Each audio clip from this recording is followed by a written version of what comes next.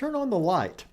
Find out the first time the light came on and why that's important to us today in this episode of 5 Minutes Closer.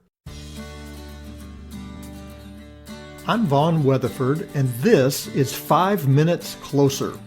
For the next 5 minutes, let's explore some biblical truths and apply them to your life. No podcast, including this one, can transform your life or give you what you really need. Only Jesus can do that. You can find out why in what I've called the first five episodes of 5 Minutes Closer. Each following episode explores scriptural truths that, if you follow them, will bring you 5 minutes closer to the person God created you to be. Let's see if we can get you 5 minutes closer. When we see light, that's usually a good thing. Morning comes after the darkness of night. Light breaks through the clouds at the end of a storm. We even talk about times of difficulty when we've faced a difficult time, but it appears that that difficulty is coming to a close. We talk about it as seeing the light at the end of the tunnel. When someone who has been doing wrong decides to do the right thing, we tell them that we're glad they finally have seen the light. And when we're trying to figure out a problem and suddenly arrive at a solution, we decide, oh, the light finally came on. Perhaps that's why God started with light in his creation. The creation of light not only displays God's power, but light is the visible symbol of what God would see in his creation, that it was good. Here's how the Bible describes it in Genesis chapter 1, verses 2 through 5. The earth was without form and void, and darkness was over the face of the deep. And the Spirit of God was hovering over the face of the waters. And God said, "Let there be light," and there was light.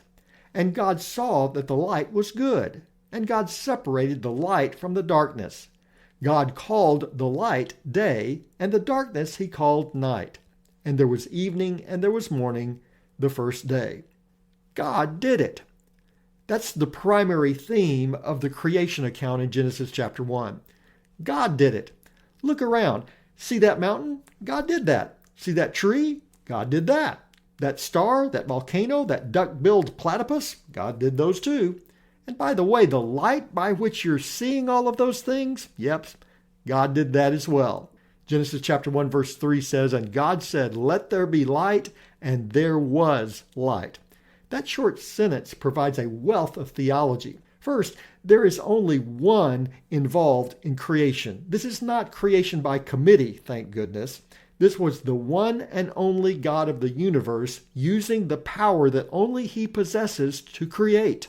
Only God could take what was nothing and make it something. Only God could take the void and make light. And he did so by his word. With 4 simple words, God began the creative process. He commanded the light to be, and it was. This verse virtually repeats the same statement, but it's not repetitious. The statement is profound in its simplicity. God said it, and it was. He commands the light to be, and there is light.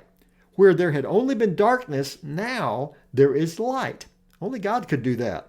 The New Testament repeats this same great truth in Colossians chapter 1, verses 16 and 17. "For by him all things were created in heaven and on earth, visible and invisible, whether thrones or dominions or rulers or authorities. All things were created through him and for him, and he is before all things, and in him all things hold together."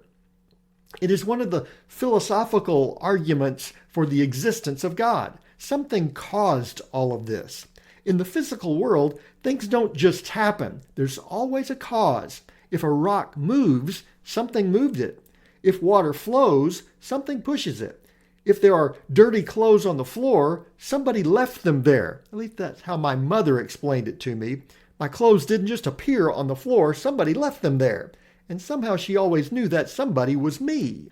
That applies to creation as well. This didn't just happen. No matter how far you go back in explaining how the universe came to be, there's always another step behind it. Even if you follow the Big Bang Theory, the theory that a vast collection of matter exploded, eventually resulting in the stars and planets we see today, you still have to ask, well, where did that stuff come from? Genesis 1 provides the answer. Creation comes from the command of God. Before anything was, He is. He spoke, and the world came into being. God did it. And knowing that is significant. Now you know, because now you're 5 minutes closer. My prayer is that these 5 minutes have challenged you, inspired you, and caused you to consider applying God's message for your life from His Word. To find out more, visit our website at 5minutescloser.com. Join me next time to see if we can get you 5 minutes closer.